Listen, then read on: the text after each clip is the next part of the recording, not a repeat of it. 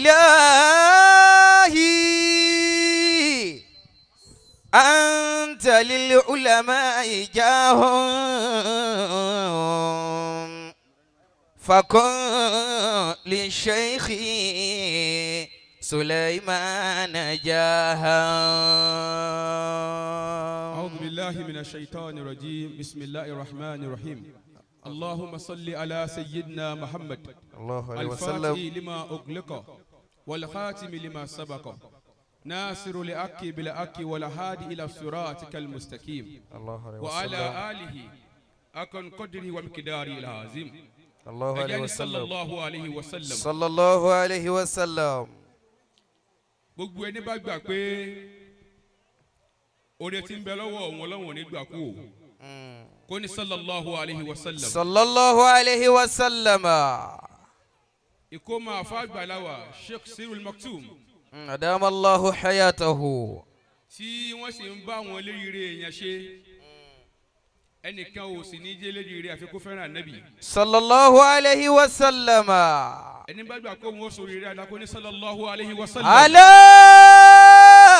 أيها الإخوان ọjọ́ àlọ́bá yẹn صلوا وسلموا bẹ́ẹ̀ ni على المصطفى في كل يوم وليلة.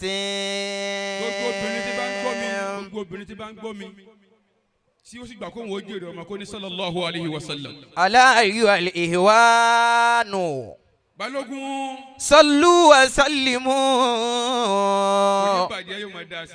على المصطفى في كل يوم وليلة.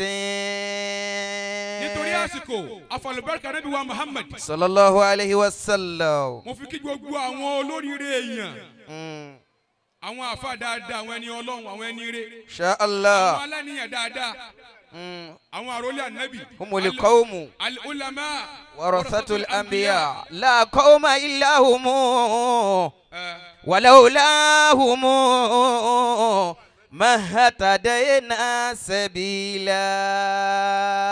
mo kí gbogbo àwọn àfa أكيد tí wọ́n wà ní jókòólẹ̀ yìí torí Ọlọ́run كرمكم الله الكريم mo fi àná Muhammad mo fi kí gbogbo yín. صلى الله عليه وسلم. bàbá Mẹ́kúdí أدام الله حياتكم alápàtà ọ̀rọ̀ حفظكم الله ورعاكم.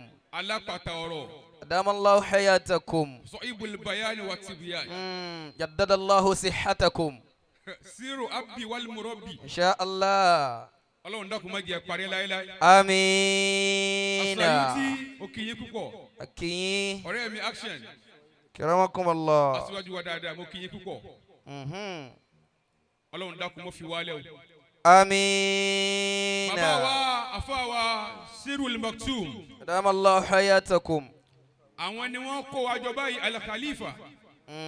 أواني bàbá wa Khalifa owó tútù mo kí yín púpọ̀. أكيد torí Ọlọ́run àsìkò díẹ̀ náà ni wọ́n fún mi ni mo fún Muhammad bẹ̀yìn. كرمكم الله. ẹ tóbi ju bí mo ṣe fẹ́ kí yín lọ o. gbogbo wa ni mo kí o. إن شاء الله. a ní parẹ́ máa yé lára ọmọ ẹlẹ́rù kò ní bàjẹ́.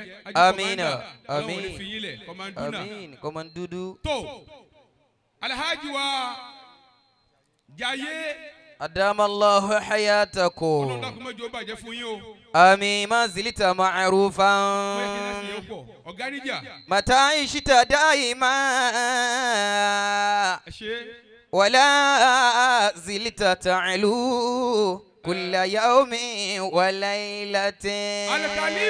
Al-Khalifa Sirul Maktoum ń bọ̀ Sirul Maktoum mo fẹ́ kẹ́ ẹ máa wò mí. أعزكم الله. onírísìn Sirul Maktoum aha wọ́n fẹ́ jókòó dáadáa Al-Imam Murtado Ajẹ́tùmọ̀bí أدام الله حياتكم. Sirul Maktoum ntọ́bí ìjókòó yìí lónìí ìfẹ́ ni. الله Ànábì wa Muhammad صلى الله عليه وسلم. Ànábì ní alimariu máa mani ahaba. صلى الله عليه وسلم. ọmọ ènìyàn máa bẹ pẹ̀lú àwọn olólùfẹ́. الله kò sí bó ṣe léwu káyé rí àwọn kan bẹ tí wọ́n nífẹ̀ẹ́ rẹ wọ́n fi ẹ lójú ẹ wọ́n tún fi ẹ lẹ́yìn ẹ. La ilaha illallah. àwọn kan bẹ wọ́n á fi ẹ lójú ẹ wọn ò ní fi ọ lẹ́yìn. àwọn kan ò tiẹ̀ ní fi ọ lójú wọn ò dẹ̀ ní rẹ́dí àti fi ọ lẹ́yìn. walaysa minal akhi man waddani ra'ya aynihi walakin akhi man waddani wa huwa gaibu. Sirul Maktum ọdún ti tẹ́tẹ̀ tí ń bá rìn àjò ayé bọ̀ wá. laysa minal akhi. Ajíbalógun ọdún ti pẹ́ tí Sirul Maktum ti ń bá ìrìn àjò ayé bọ̀ wá mẹ́mẹ́ ti wọ aṣọ òhò làkàrà wà. walaysa akhi. ọjọ́ ọ̀la bí àkàrà tóun náà ń bímọ. Sirul Maktum àfa àgbà ní tẹ dádúró tẹ dẹ̀ pé kò wá sí bó ṣe lè wò kó rí àwọn tí wọ́n fẹ́ yín wọ́n fẹ́ yín o. àwọn tí wọn ò ní fẹ́ yín ò ní fẹ́ yín kò yẹ ká ní problem nínú ayé. akramakumullah. kò yẹ kó bínú gba àwọn kan bẹ tí wọn ò fi ọ bí wọn fi ọ. anabi ní alimariu mahamani ahaba ọmọ ènìyàn máa bẹ pẹ̀lú àwọn olólùfẹ́ tiẹ̀. walaysa akhi man waddani ra'ya aynihi. Sirul Maktum nínú àwọn tó fẹ́ yín kò dìgbà tá a bá sọ lẹ́nu fún yín ẹ mọ̀ pé àwa fẹ́ yín.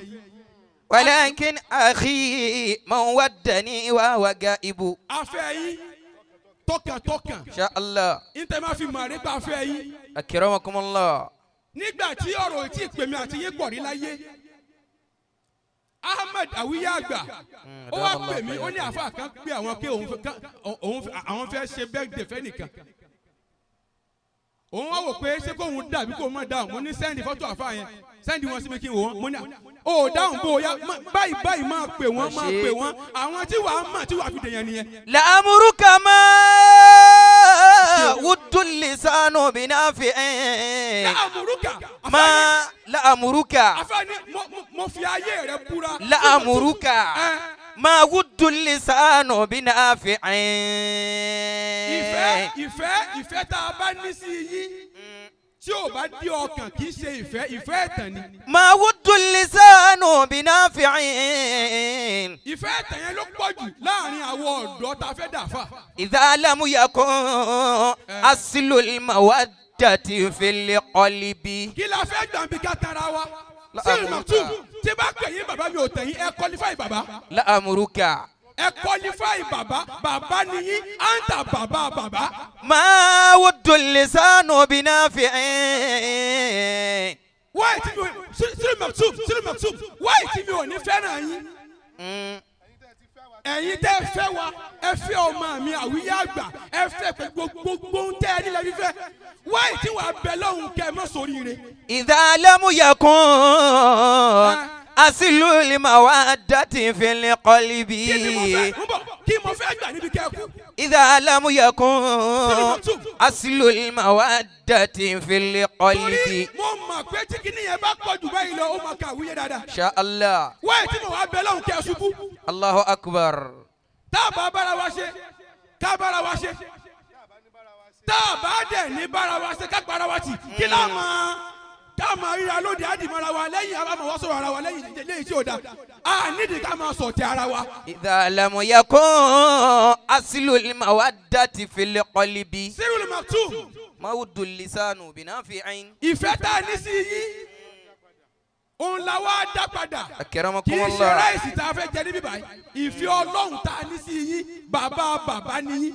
la'amuruka tó ń bẹ yàn fà. ma wuddul lisanu binafi'in.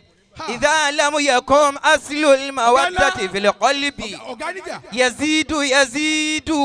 Sirul wọ́n ní àfààní Yazidu. kulla yawmin ila al-ula.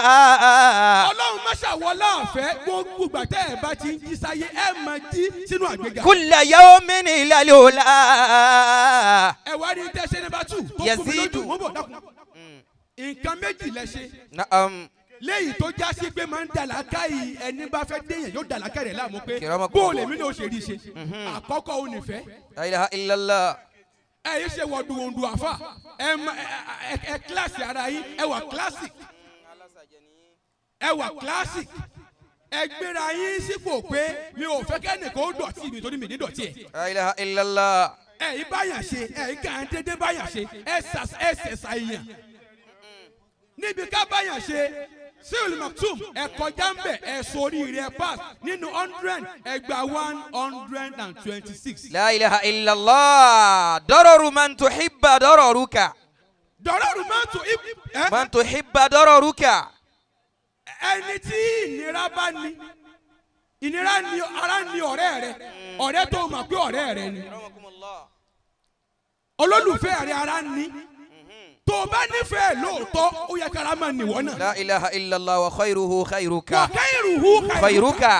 orí ọ̀rẹ́ rẹ̀ kò yẹ kó kọ́ ọ lóyìí kò yẹ kó dà ọ́ láàmú oore tọ́rẹ́ rẹ̀ bá ṣe oríire ọ̀rẹ́ rẹ̀ ìlọsíwájú ọ̀rẹ́ rẹ̀ kò yẹ kó bí ẹnu ó yẹ kó mọ̀ pé ìlọsíwájú mi náà ni. infaza ghayruka kun bihi masruran. láàrin àwọn ọ̀rẹ́ ẹ paasi ń bẹ̀ ẹ fẹ́. infaza ghayruka. ẹ balance ó di méjì. kun bihi masruran. ẹ wá rí ẹlẹ́kẹta. adhari ilayhi. Sirul Maktoum ẹni tó níyàwó kan ò tí ì rí ìyàwó ẹ̀ bọ́. Sirul Maktoum. akramakumullah. mo bẹ́rí fún yín. ẹni tó níyàwó kan. kò tí ì rí ìyàwó ẹ̀ bọ́. kò tí ì rí ìyàwó kan bọ́. infaza ghayruka. ká tó wá sọ pé ẹni tó níyàwó méjì. kun bihi masruran. ẹ dákun Sirul Maktoum ẹ mẹ́ẹ̀ ti náwó. azihari. ẹ dúró ẹ máa náwó yẹn. azihari. Sirul Maktoum ẹni tó níyàwó kan. kò rí ìyàwó ẹ̀ bọ́. kò tí ì balance. ká tó wá sọ pé ẹni tó níyàwó méjì. bó o lẹ ṣe ọ̀jọ̀gbọ́n ni yín. ọpọlọ yín yẹn ń ṣiṣẹ́ ó pé gan. ẹni tó níyàwó kan ò tí ì balance. ọmọ ẹlẹ́rù ká tó wá lẹ́ni tó níyàwó méjì ẹ wá balance àwárí hatred lára ìyàwó lára àyálé àrí hatred lára ìyàwó ẹjọ́ ń roll pàrọ̀ yẹn ó ń lọ bẹ́ẹ̀ náà. yazidu. Sirul Maktoum ń bọ̀. kulla yawmi illa al-ula. wọ́n bí afa kan afọ jọ̀gbọ́n dá mi lóhùn. su'ila rajulun. Sirul Maktoum wọ́n bí afa akẹ́nu àwọn ọ̀jọ̀gbọ́n. ba'dul hukama'i. nínú àwọn onílàákàyè wọ́n bí afa yẹn léèrè. anni khayri rajulin. wọ́n ní ọkùnrin ìwo ní fi ń dáa jù. faqal. ọkùnrin ìwo láyé rẹ̀ ń fi dáa jù. min khayri rajulin. ọkùnrin ìwo ló wà handsome jù. Sirul Maktoum wọ́n bí afa kan léèrè bẹ́ẹ̀. naam. faqal. ó wá fún wọn lésì. alladhi idha nasarat ilayhi zawjatuhu. orí ọkùnrin tí ayé rẹ̀ fi ń dáa jù òun lọkùnrin tíyàwó rẹ̀ ń wò pé sọ́kọ mi rèé. idha nasarat ilayhi zawjatuhu. ìyàwó rẹ̀ ń wò pé ọkọ mi rèé. yasurruha. ìwà ń wò pẹ̀lú dùnú. wa tatma'inna qalbuha. ìsì ń wo ọkàn rẹ̀ sì ń balẹ̀ pẹ̀lú alhamdulilayi ọkọ mi rèé. gbogbo obìnrin tí bá ń wo ọkọ ẹ̀ pẹ̀lú ìpayà inú ilé wọn èé dùn. la ilaha illallah. àwọn ìyàwó yín wò yín inú wọn dùn pé yes ọkọ mi rèé. that's my husband. Sirul Maktoum ìparí ọ̀rọ̀ mi ni pé ẹ wá wo àná yín wò. la ilaha illallah. ẹ wo àwọn tẹ́jọ́ bẹ̀rẹ̀ ẹ wè ní. Allahu akbar. ẹ wá wo ọ̀la ẹ wá wo ohun tí ọ̀rẹ́ ti ṣe nínú ayé yín. wa nas'alu rabbi. mo fi ní kí n máa yí sọ̀rẹ́ rẹ má ṣe fọkàn balẹ̀ sọ́dọ̀ wọn. kí n máa yí sọ̀rẹ́ rẹ má ṣe fọkàn balẹ̀ sọ́dọ̀ wọn. ẹni ẹjọ́ ń jẹ tẹ́ ẹjọ́ ń mu kí n máa yí sọ̀rẹ́ rẹ ó dìgbà tó bá dẹ̀ ní ìṣòro kó tó lè mọ ọ̀rẹ́ gidi. kí n máa yí sọ̀rẹ́ rẹ má ṣe fọkàn balẹ̀ sọ́dọ̀ wọn. kí máa yí sọ̀rẹ́ rẹ̀ má ṣe fọkàn balẹ̀ sọ́dọ̀ wọn. ẹni ẹjọ́ ń jẹ tẹ́ ẹjọ́ ń mu kí máa yí sọ̀rẹ́ rẹ̀ ó dìgbà tó bá ní ìṣòro kó tó lè mọ ọ̀rẹ́ gidi. subhana rabbika. rabbil izzati amma yasifun wa salamun ala al-mursalin walhamdulillahi rabbil alamin.